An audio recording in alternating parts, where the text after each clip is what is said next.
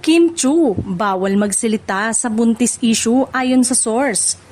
Muling umingay ang usapin tungkol sa umano'y pagbubuntis ni Kim Chu matapos kumalat online ang isang video kung saan napansin ng ilang netizen ang kanilang tiyan.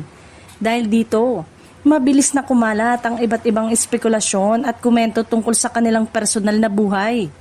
Gayunpaman, nananatiling walang kumpirmasyon mula mismo kay Kim tungkol sa naturang usapin.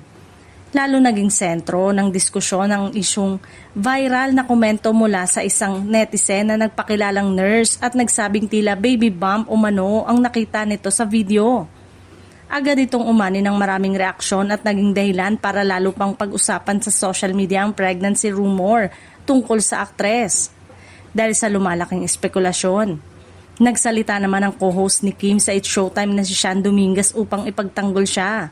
Sa isang komento, diretsa nitong sinagot ang nagpakilalang nurse at pabirong sinabi, "Isauli mo na po, ako na nagsasabi," na malinaw na hindi nito sinang-ayunan ang claim tungkol sa umano'y baby bump.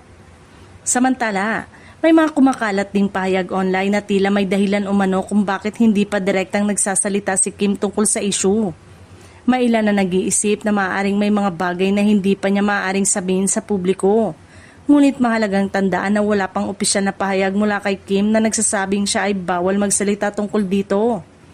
Sa ngayon, ang tanging malinaw na impormasyon ay hindi pa mismo nagsasalita si Kim tungkol sa pregnancy rumor.